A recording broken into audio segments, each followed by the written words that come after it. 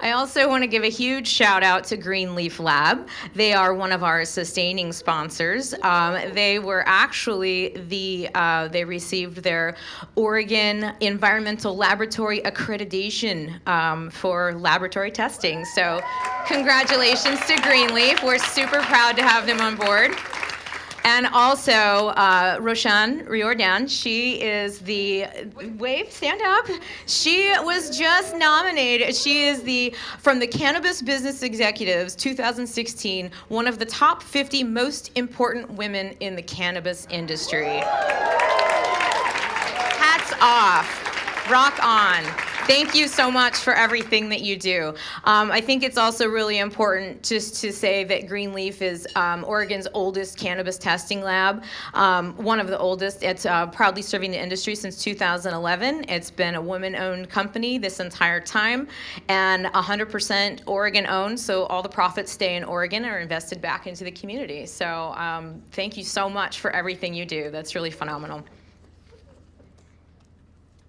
Also, sustaining sponsor and cornerstone member, Prism House. We've got Samantha Montanaro. Where is she? Samantha, if anybody hasn't been to Prism House, let me tell you, it is a place to be. It is, it's her home, but it is also a place where she hosts private cannabis events. And from Yo Ganja to Puff Pass Paint to cannabis industry meetups to just backyard fires. Like, Sam's place is really something special. And so they have events every month. And so Puff Pass Paint, which you may have heard of, it's a painting class where you're also puffing as well. So it's lots of fun. If you use the Women Grow code, you'll get 20% off. But these are now going to be weekly starting in October. And they have a Southeast location that they're going to be having them at as well. So that's pretty exciting. And then they have the Oregon Cannabis Industry meetup every third Tuesday of the month as well. So for more information, you can just go to prismhousepdx.com and get all the events that's going on there.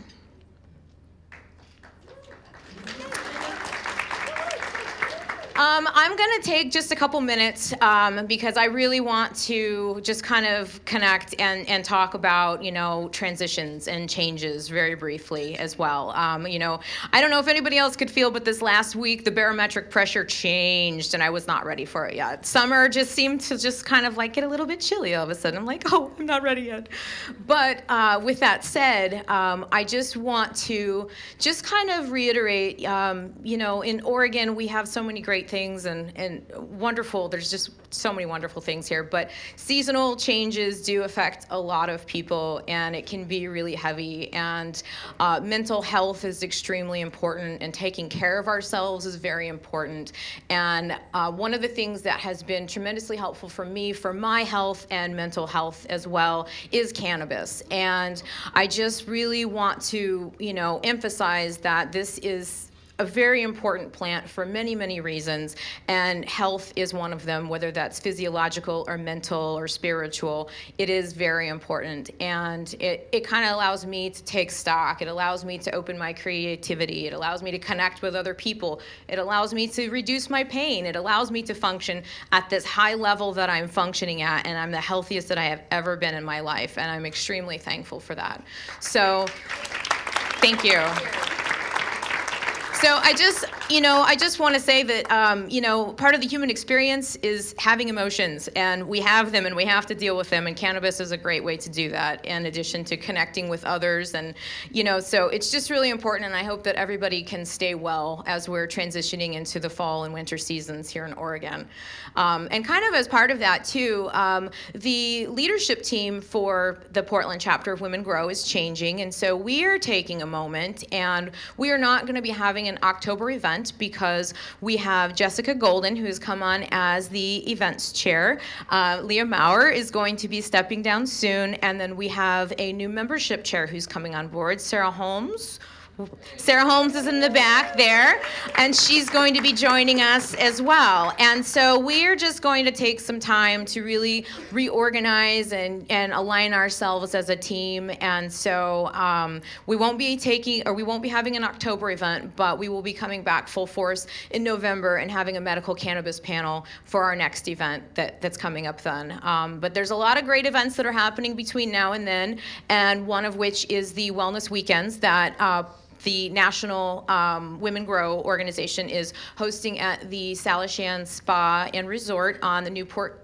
It's in Newport on the coast, and it's going to be happening the first week of October, so the 7th through the 9th. So if anybody's interested in finding out more information about that, you can talk to me at any time, or you can shoot me an email, and I'd be happy to connect you with more information. But in the meantime, I hope that everybody can, really be well and maintain as we go through into the transition of the seasons. And thank you all so much for being here.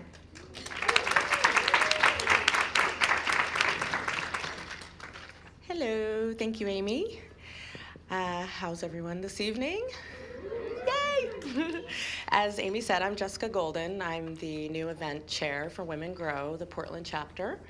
Thank you for coming. And I wanted to quickly mention our Facebook group if you haven't joined. It's at Portland Chapter Women Grow on Facebook. Check it out. It's a great way to stay connected in between events, not just for events happening in Portland, but lots of questions and answers and people kind of giving a hand up, which is really nice to maintain those relationships. And coming up in our networking event programming for November 3rd, which is the first Thursday of November, as Amy mentioned, we have a medical cannabis panel that will be joining us. On this panel will be Dr. Rachel Knox, the founder of Canna MDs and medical chair for MCBA. Also joining us is Rebecca White, RN. She handles the Converse with a Nurse at Panacea Dispensary. And finally, we have Professor P of Dynasty Seeds joining us. So that'll be, again, November 3rd, and we hope you can join us. And tickets will be up on, I believe, Impact Flow, which I think at some point we will be discussing the switch over from Universe. But we hope that maybe you can join Wellness Weekend, and definitely join us for November. Thank you. Thanks. We're gonna okay. Hi. I'm Leah Maurer. I'm the co-chair of the Portland chapter, and I just would echo everything Amy had to say about this chapter, and just seeing some of you guys, that I've just met tonight or met 2 events ago, and then some of you that have been at every single event almost since we launched this thing a year ago in May. It's just been so amazing to witness the journey I've seen people on, and also for people to witness the journey that I have been on myself. I was just talking with Sarah a few weeks ago, saying when I think about where I was at a year ago in this industry and really in my life in this space, it's completely changed since then, and it's just been such a positive experience, and I'm just so grateful to have had this chapter be such a huge part of that for me. So I'm going to go on with a couple more announcements here. I'm going to talk about some people that we have here tonight. We have some lovely ladies from the Bus Project over here. Yes, and you all might recall, not at our last event, but 2 events ago, we had the executive director, Nikki Fisher, on the panel that I moderated about policy and stuff. And they're a wonderful organization. They're nonprofit, nonpartisan, and they're an organization that's really, they try to make politics accessible through mobilization and empowerment for young people. And they are here tonight to make sure everyone is registered to vote. So if you're registered to vote, awesome. If you're not registered to vote, please make sure you see them. If you think you're registered to vote but you have moved, please go re-register. A lot of people don't realize that when you move, you need to re-register to vote with your new address and everything like that. There is a National Voter Registration Day event that's actually on September 27th, but you can get all that done here tonight with these wonderful people over here at the Bus Project table. The cutoff to get registered to vote, to get your ballot in the mail, is October 18th. So you can beat that by a mile if you just go take care of it tonight. So please do that. And also just go see kind of what they're about. They're a wonderful organization also to be involved with if you like to be mobilized on the policy kind of thing, side of things. I'm going to talk about a couple other events that are coming up in October. Since, like Amy said, we're not having our networking event in October. There's the Wellness Weekend. I'm going to talk about a few other things. The first one is the Cannabis Science Conference. It's going to be October 4th through 6th at the Red Lion on Jansen Beach. It pulls together cannabis industry experts, instrument manufacturers, testing labs, research scientists, medical practitioners, policymakers, and anyone of interest with cannabis and science. They really aim at improving the science behind this plant, and our chapter will also have a table at that event. I think it's going to be really great. They have 3 keynote speakers, one being Gordon Fagras, who's the CEO of Trace Analytics. Some of you guys may have heard of that company.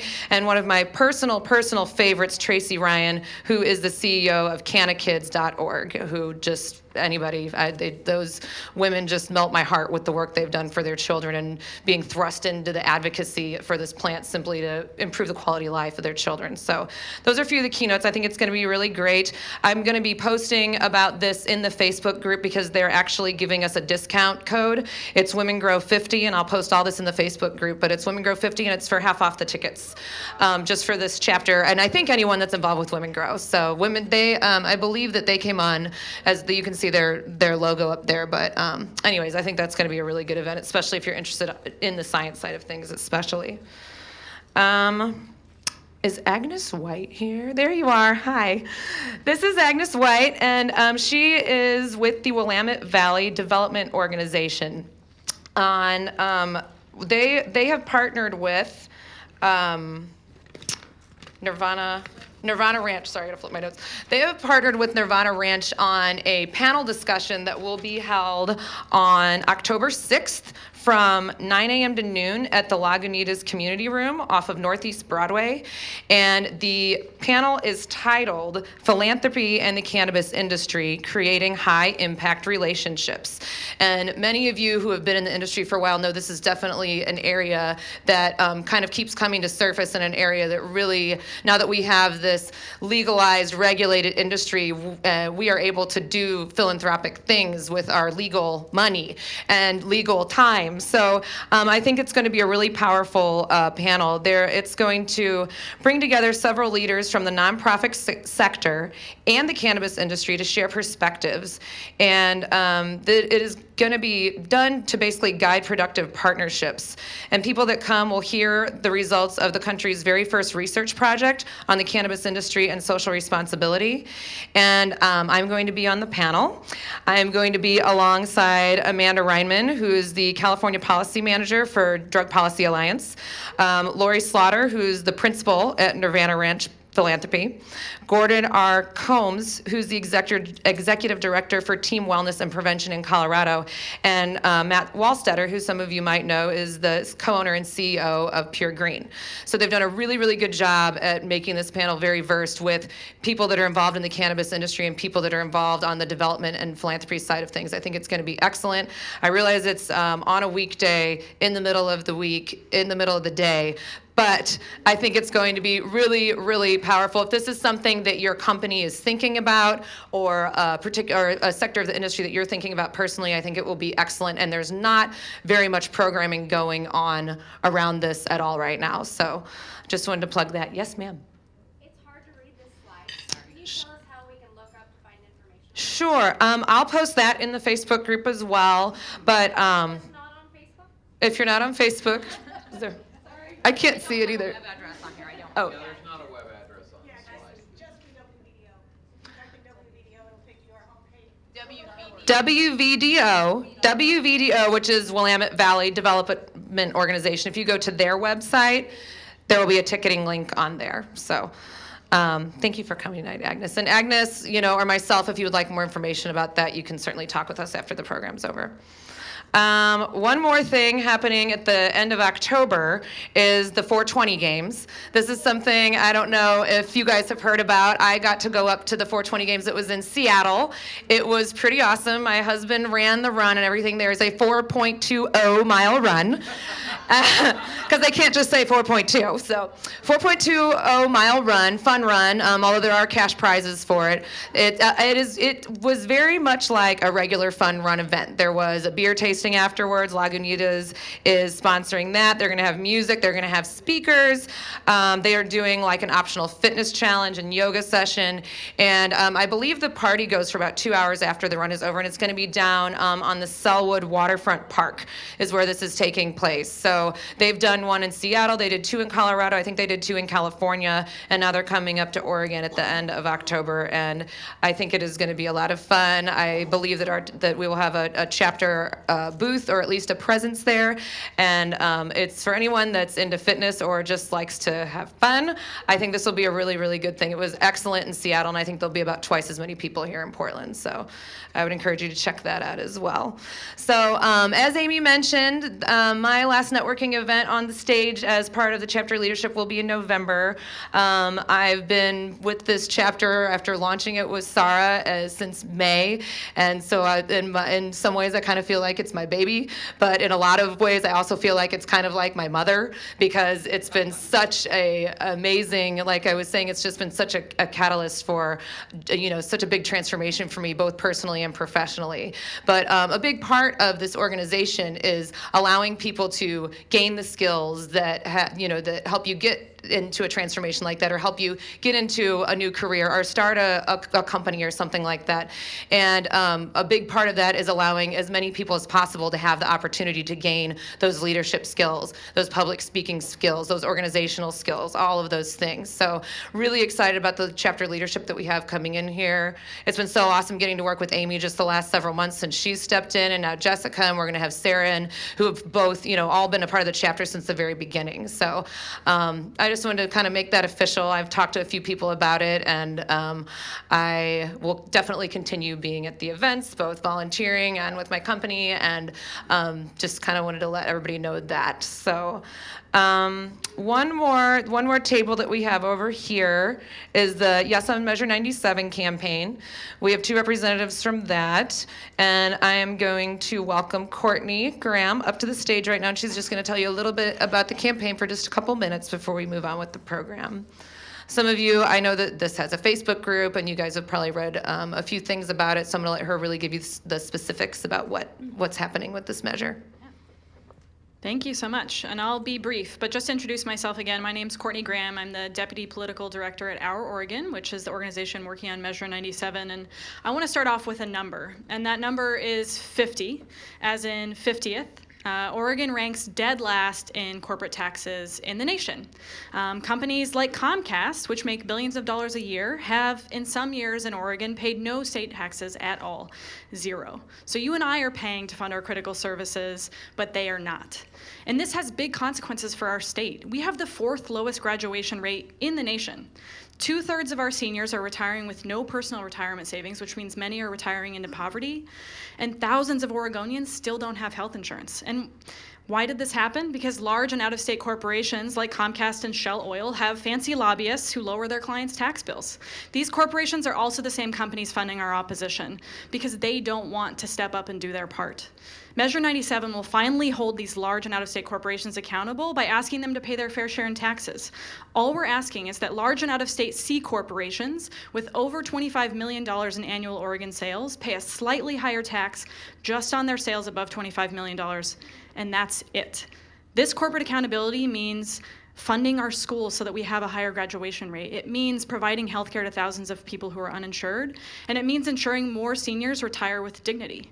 And the reality is you're going to hear a lot from our opposition. They have a lot of creative scare tactics, install tactics, and all sorts of things they pull out of their big corporate playbook every time we try to hold them accountable. And the reality is that I want you to ask yourselves, who do you trust? Do you trust the large corporations with fancy lobbyists who are trying to lie to you to convince you not to support this game-changing opportunity? Or do you support the parents and teachers and nurses and firefighters and small business owners like yourselves who support Measure 97, who know that this is our chance to make game-changing investments in the state of Oregon? And I'd like to think it's the latter. And I just want to close by saying that this is an enormous opportunity. We in Oregon have had a funding problem for a really long time now, and it's had really dire consequences, in particular for our kids. And we can't wait any longer. Our kids can't bear the weight of cuts and cuts and cuts anymore. And you and I can't afford to pay anymore. We're doing our part to fund our services. It's time for these corporations to step up and do their part. So what I'm asking you tonight is definitely for your vote, yes, on 97 in November, but also for your support. This is a grassroots campaign that we're building around the state. We almost have 1,000 endorsing organizations and individuals. 297 of those are small business owners like yourselves. What I'm hoping is tonight you'll come see my colleague Dale and I over at this table and fill out an endorsement form. Some of our big endorsers include Hi-Fi Farms, which we're so proud to have that endorsement, and Representative Ann Leininger, who I know has been a huge champion for the cannabis industry in Oregon. And so we're really hoping that someone in this room could be number 300, and maybe we could even get to 310 or 20. It's really simple. You just fill out a form over here, and I just want to say thank you so much for having us here tonight and for the opportunity to speak with you. So thank you. Thank you. Another thing about this group that's been such a wonderful experience for me personally is how much time that I've gotten to spend with our amazing volunteers. Our chapter sponsors are incredible. They allow us to host these events and have venues like this, but our volunteers are really, they're kind of the glue that really helps put the show on. So I have a particular volunteer who's back here chatting away. She doesn't even know I'm talking about her yet. That's gonna come up here. Jen Hudema is going to join me on the stage now. Jen has been with us. Yeah, go ahead, clap. She's so awesome. Jen has been with us almost since day one. I think it was the Best of Portland party. Is that? Yeah. So Sarah and I think Sarah Holmes and I were working the table at the Best of Portland party. Some of you may have gone to that. Was a year ago, July. It was one of the first legal cannabis events they had here in Portland. And she came up. I think she was with a friend, and she was like, "I heard about you guys that you just launched, and I really want to be involved with you, and I want to come to your next event." And she came to the next event and was just like, "I want to be more involved," and has been one of our staple volunteers ever since. She helped us do a ton of coordinating with our sponsors. She's worked reception booths, she's worked booths at outreach events, and just really been a really, really amazing part of this community. So I'm going to have her tell you a little bit more about herself now.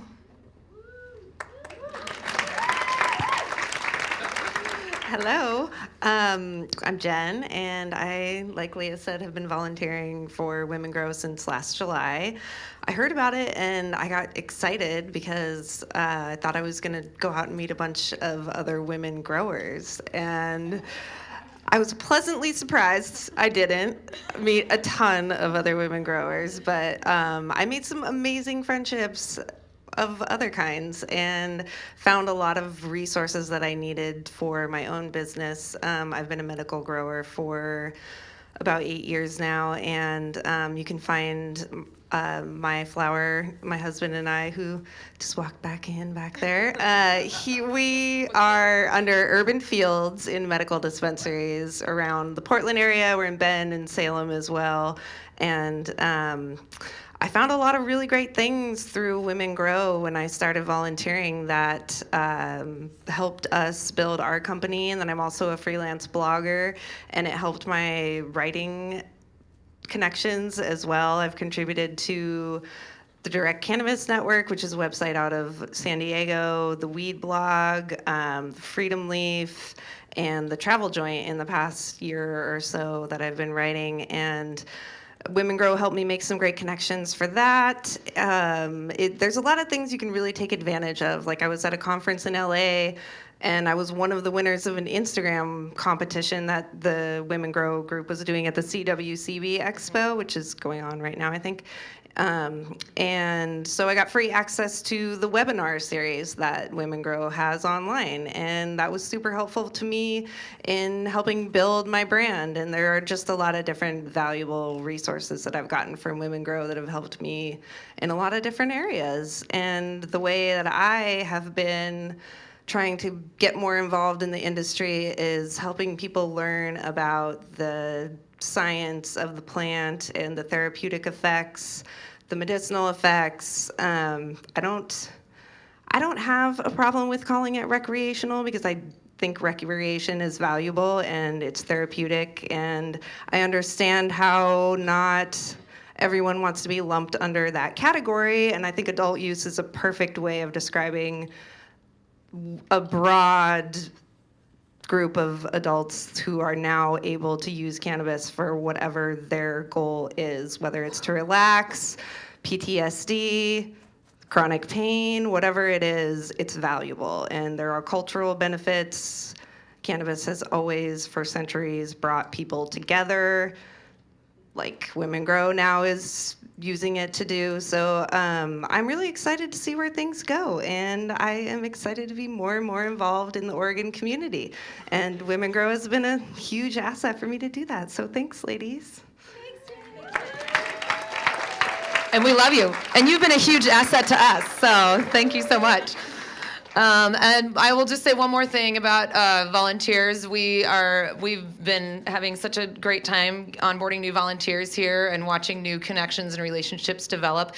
If you are interested in volunteering for the chapter, there are applications that are out at the registration table, and you can fill one of those out if it's something of interest to you, and we'll get in touch with you about the things we have coming down. So I'm going to turn it back over to Amy. I hope you all have a wonderful evening, and thanks again for coming. Just real quick, I forgot to ask, how many people in the room, this is your first Women Grow event? Wow, nice. Thank you for coming. That's fantastic. Let's see. Up next, we have our sustaining sponsor speaker, and that is Trista Okel. She is with Empower Body Care, and she has been creating some really phenomenal products that are now in, I believe, over 150 retail locations throughout the state of Oregon. So please come on up, Trista.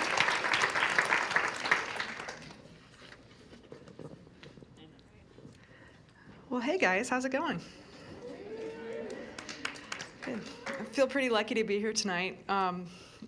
Here we are, we're 2016, approaching October 1st, where many of us are changing packaging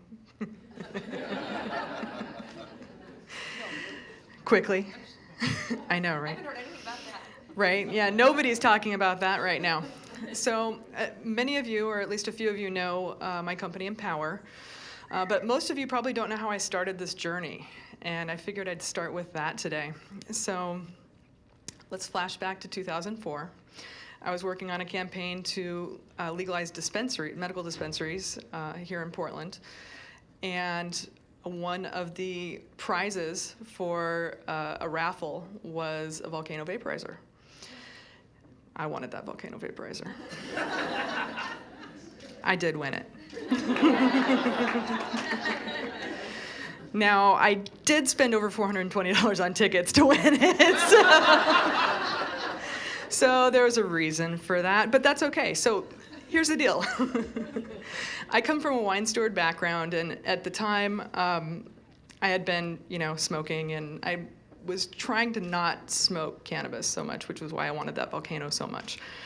So when I won the volcano, took it home, really excited to use it, cannabis still costs money. And filling a volcano cartridge at that time, do you guys all know what a volcano is? Okay, not everybody knows what that is, and all. So, Anyway, point being, so to fill it, I would fill it and I would use it, and it would taste great, and I'd get all these terpenoids and flavonoids, and it would just be awesome, right? And then I'd go to run it for a second time, and it would taste like crap. So I didn't run it a second time anymore. But it was full of cannabinoids, so I started saving the cannabinoids in a jar, and when the jar got full, I would throw it in a crock pot with some grapeseed oil and cook it, and strain it and turn it into capsules, right? Capsules were great. They were so easy to use. I could use them in public, and I could use them in front of in-laws and parents, and I was taking vitamins, so made it great. So that was very 2004. So that said, let's skip ahead just a little bit. Not being one to waste a good medicine, right? So got these capsules going. I would take it on. I took some of them with me on vacation with a friend and her family. Yeah, her family is very, very conservative from Eastern Oregon. Devil weed. That's what cannabis was, devil weed. So they're away. They went to go get ice, and there was no ibuprofen around, and a huge log dropped on my friend's foot. It started swelling immediately. It was terrible. It was gross. It didn't break the skin, thank goodness, but it was a big deal. So I thought, somewhere in my, at that point, probably pretty stoned brain, thought, oh, wait a minute. Cannabis is supposed to be an anti-inflammatory. So I broke open a couple of capsules and smothered my friend's foot in them. And lo and behold, the swelling went down almost immediately. And that injury, which should have gone on for probably 3 or 4 weeks, for most instances like that, was completely healed in a week, 1 week. So all she did was use capsules. Now, we all know what it smelled, once vaped, then cooked in grapeseed oil cannabis smells like, right? Not so great. So from there, I started working on different formulations. And you know what? I came up with this really great formula, and it took many years to do it. It wasn't an overnight thing. I'm not going for my notes either. I started with notes, and I'm completely off them,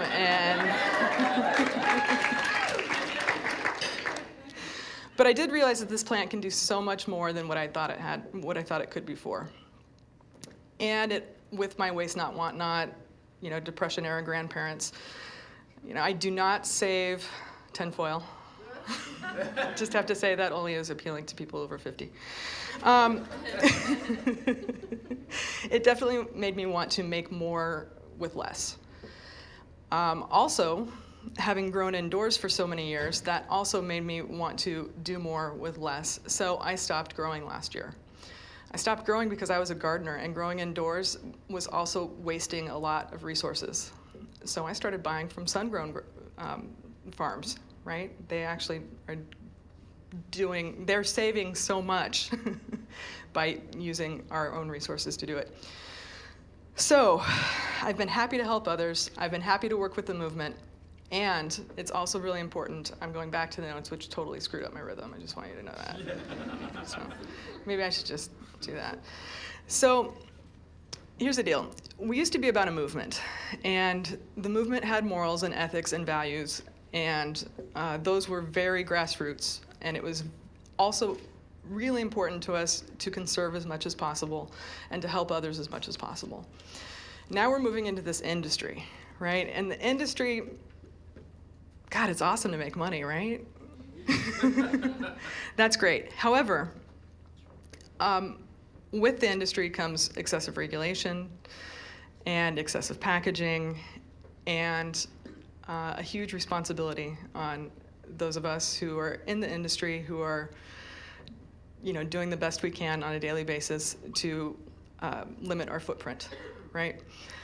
I wanted to talk today about some of the things that we do at Empower in order to lessen our footprint. And I'm hoping that, I know many of you guys already do it, and already do your own versions of this, but I'm hoping that I can inspire other people who are starting their own companies to do the same thing in their own way. One of the ways that we lessen our footprint is I chose a long time ago to use glass bottles. Now, granted, there is no recycling program for those glass bottles yet. However, when we throw them in with other glass, it does get broken down, and after we take the labels off, of course. You always have to clean it and take the label off, otherwise it doesn't get recycled, just so you know. But beyond all that, the glass bottles have much less impact, tangent, much less impact on the environment than using plastic does. So anytime we can avoid using plastic, we do. For our Empower for Play bottles, those are not only glass with an aluminum casing, but they're also refillable. So in the new year, we're going to have a refill program with those so that people can buy a disposable packet that uses much less packaging and refill the same container. Another way that we do that we reduce our footprint, is by using aluminum bags for our soaking salts, because less plastic, less fossil fuels being used. Another thing that we've chosen to do is I chose to not use the 45-cent exit packaging pop lid containers. Do you guys know what I'm talking about? I'm choosing to go with cardboard, recycled cardboard, that's $1.97 a piece. Well, $1.97 is a lot, and it really, really, really bothers my numbers person. But luckily, my numbers person is also a conservationist. So that value is worth more, right, than saving money. I found myself circling the state many times a month, and so I bought a Prius. Now I go 400 miles on 9 gallons. Makes a difference. Really, I highly recommend that. That said, with this industry, like I said, we do have a responsibility. And with that responsibility comes a lot of choices. We all have those choices on a daily basis, and we can all choose to do something a little bit differently. We can choose to not use the plastic exit packs. We can choose to use the hemp ones with a zipper and a lock, right? Anonymous Brands, I think, is that one, but I'm not buying them or anything yet. I'm just saying. There's a number of different ways, though, that we can all do that. Using higher quality ingredients in our products. I use organic jojoba oil. Organic jojoba oil, any kind of jojoba oil, but especially organic, is a little bit better for the environment, but it also jojoba oil absorbs into the skin faster and better than any other oil does, because it's the most like our own skin sebum, right? So you're going to get more value by putting less of my product on than you will if I were to use cheaper oils in it that sit on top of the skin, right? So every little way that each and every one of us can lessen our impact, our footprint on our environment, especially with the creation of a new industry, I think is extremely valuable. And my hope today is to inspire you guys to also do everything you can to keep it green in the green rush, because it's not very green, is it? I went off my cards completely. I didn't use any of them.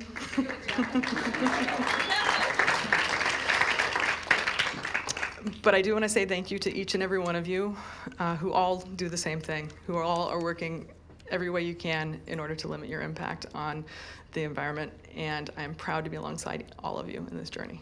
Thank you.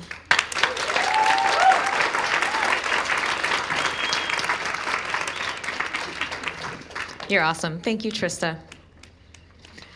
Well, now I would like to take a moment to announce our keynote speaker of the evening, State Representative Val Hoyle. We're so pleased that she has joined us this evening. Give her a little bit of an intro because she deserves one. She's represented the House District 14, encompassing West Eugene, Junction City, and Cheshire since 2009. From 2012 to 2015, she served as the Majority Leader of the Oregon House, leading the Democratic caucus through multiple legislative sessions. She has more than 25 years of private sector business experience in domestic and international sales, wholesale distribution, and retail management in the sporting good industry. She's been a member and chairperson of the board of the Federal District Export Council of Oregon and a member of the Outdoor Industry Women's Coalition as well.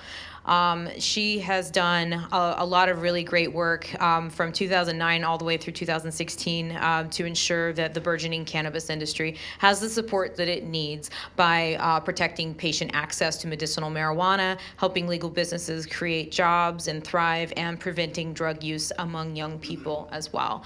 And one of the many great things about Val, I really love that she served in 2009 on the Hemp Council as well to to help get the hemp bill passed before many other states did. So I'm very excited to have her this evening, and she's going to be telling us a lot about what it's like being a woman in the industry and in politics and just all of those kinds of things that come around with women in leadership. So thank you so much for being here, Val.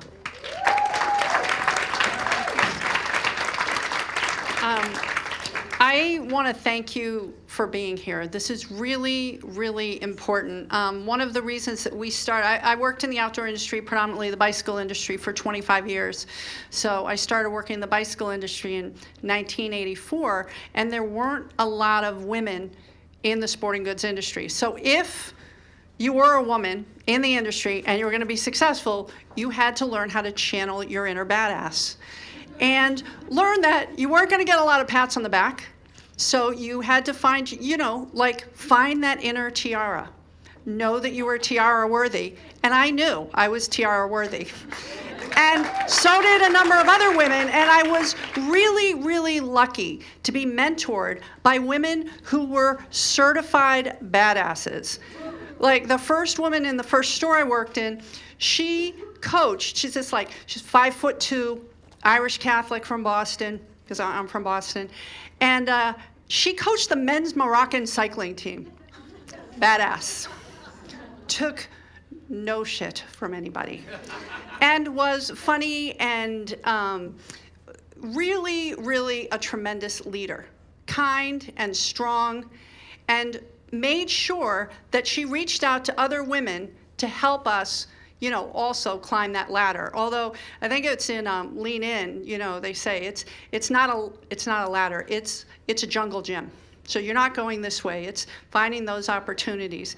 But the bottom line is we knew as women we had to form a group so that we could support each other, because women lead differently.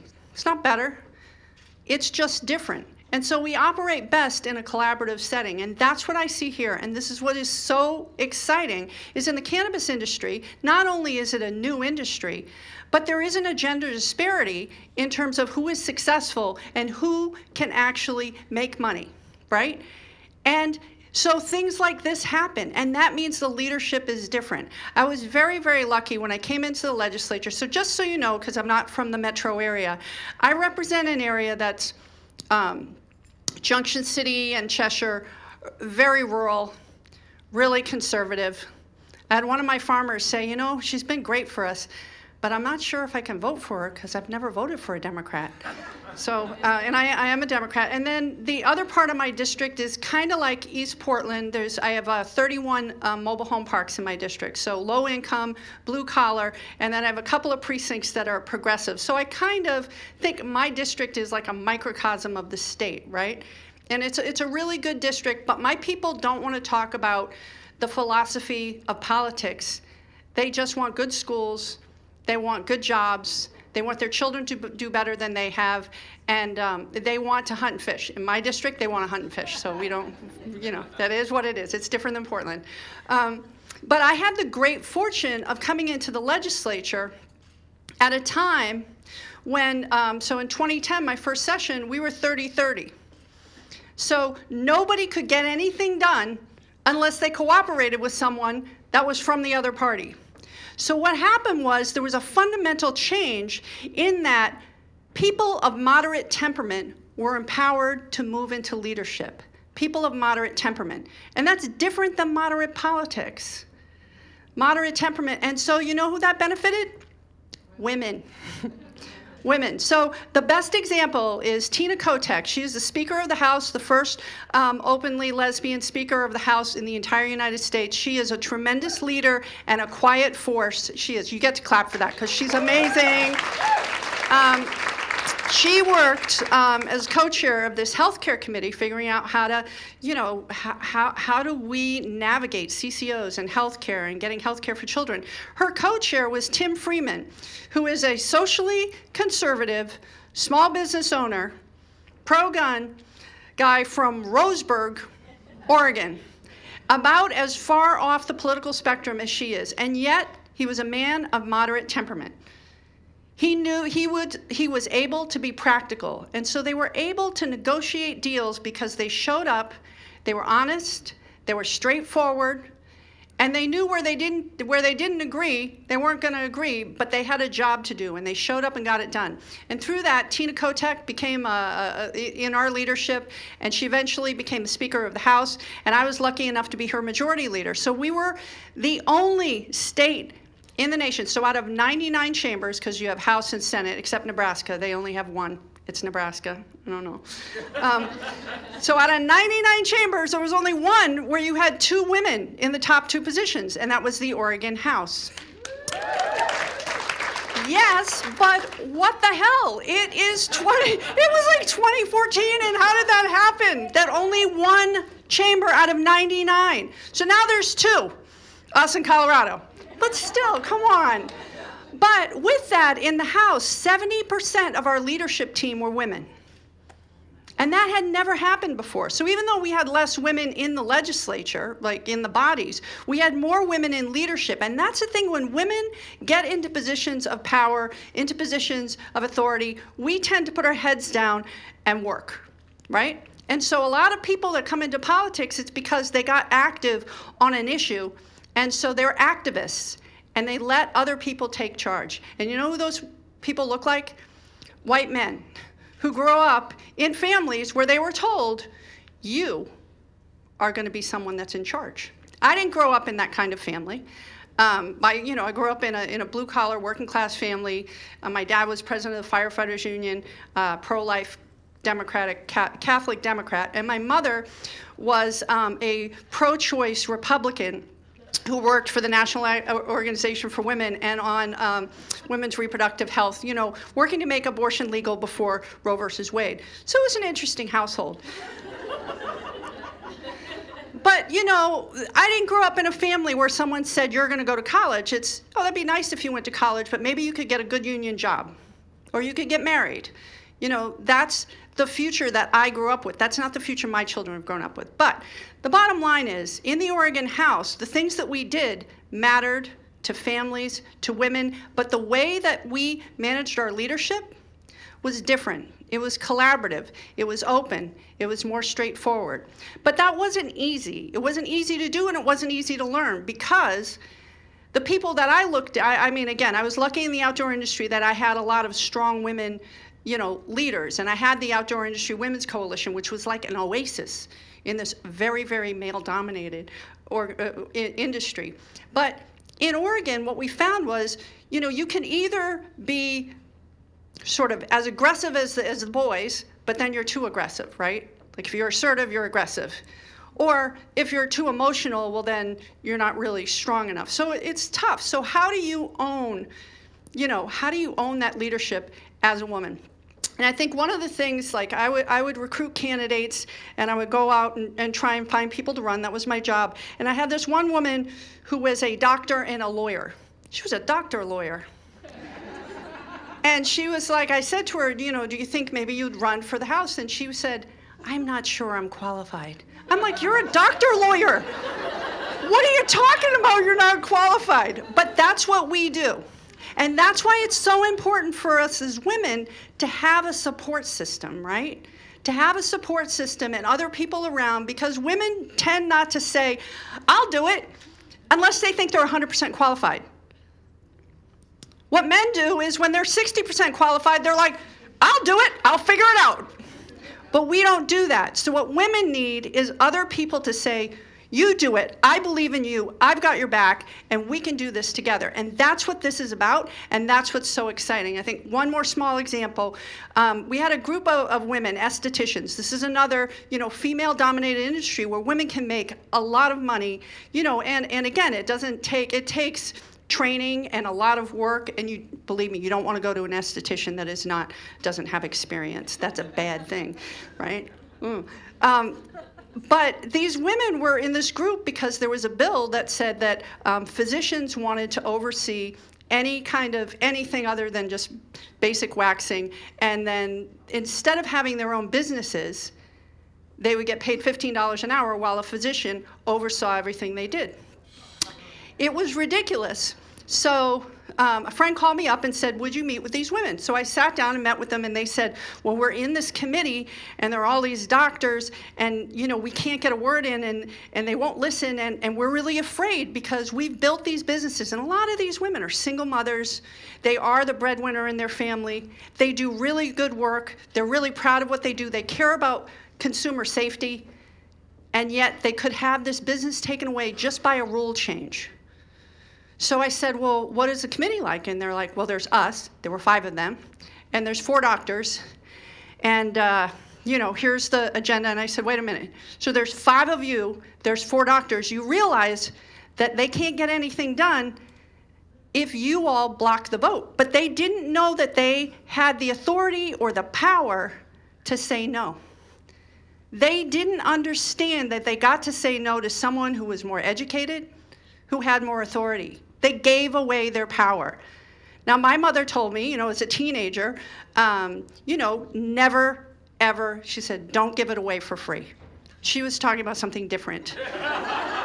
But it is the same concept in anything. Don't give it away for free. And we as women, we give it away for free. We give away our advice.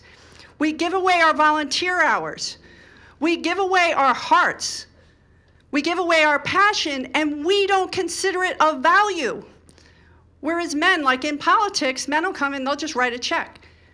Where we as women, we'll put hundreds of hours in for volunteering and not consider that the same value. So what I'm here to tell you is, I know that you're going to be doing a lobby day. And what I would say to you is you bring something so important to this state. And that is, you are an economic engine. You are an economic opportunity. You are part of an industry that's so vibrant, that's really new, and that can change how people see the business environment because there isn't gender disparity. That's really exciting. But when you walk in to that room for your legislator, you have to know you've got like 12 to 15 minutes. Because, as a legislator, you have all these days, so you have 15-minute meetings every 15 minutes. So depending on whether you have to pee or not, it's going to be a 12-minute meeting or a 15-minute meeting. Because, after like 4 meetings, you're like, this is going to be a 12-minute meeting. So the key is that when legislators aren't in session, they have a lot more time. So you should get to know your legislator, your representative, your senator, the person on your county commission, the person on your city council. Get to know them so that they know you before you have to ask them for something. I was out in Deschutes County working with some growers because in Deschutes County they've set up some rules that just fundamentally didn't align with the rules that the law that the people of this state passed.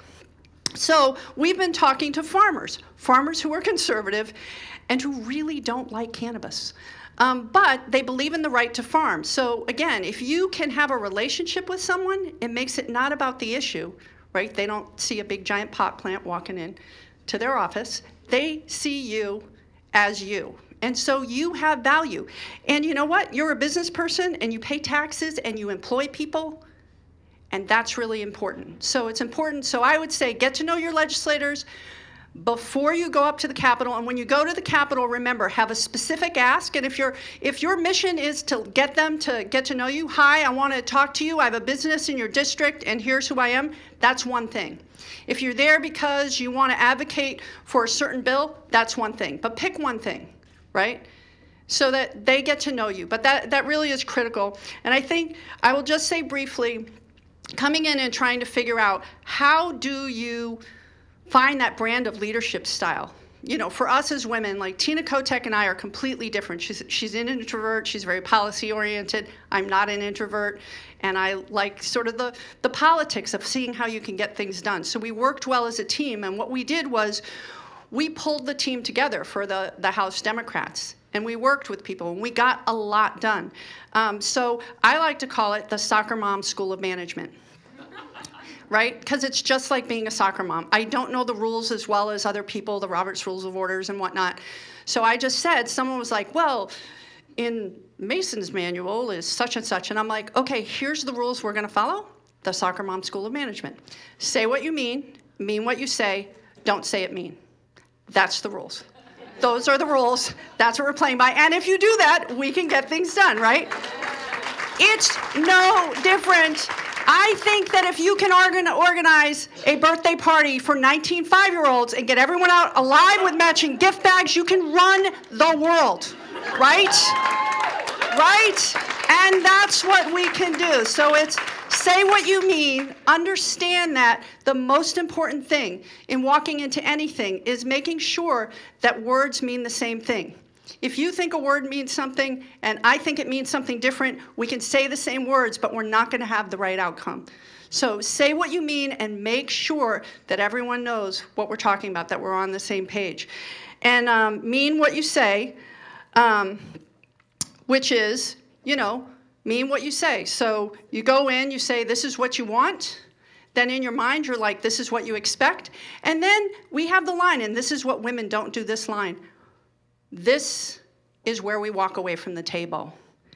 And for women, we just so often say, if I just work harder, maybe I can get the deal. But when I was in sales and did international business, and I would always say, this is my line. And we can still be friends, but if we don't have a deal, we don't have a deal. I would say to the Republicans, being bipartisan means I'll work with you. It doesn't mean I have to agree with you. If I don't agree with you, that doesn't mean I'm not bipartisan. It means I don't agree with you because there's the line. I think Thomas Jefferson had a quote, in matters of style, swim with the current. In matters of substance, stand like a rock. So figure out what's the style and what's the substance. And finally, don't say it mean. So know the difference between an opponent and an enemy. You can be an opponent and work together the next day. And then there are enemies. And there should be very few enemies in the world. So what I would say is, for everyone here, I am so grateful to be here. I was a state representative, and I took a chance. I ran for Secretary of State. I came in second, and I was really proud of that. I felt really good about the race. And the cannabis community supported me, and women in the cannabis community supported me. And it was tremendous. And I am very, very grateful. And I'm glad I took the chance. I'm glad I had the opportunity. And I'm glad I stood there with you. And I'm glad that you had my back. And I will continue to have your back. And I'm excited to see what this does. But understand that this group is really critical to where this organization goes. And what I would say is, every one of you, you are tiara worthy. You just need to channel your inner badass, and great things will happen. So thank you.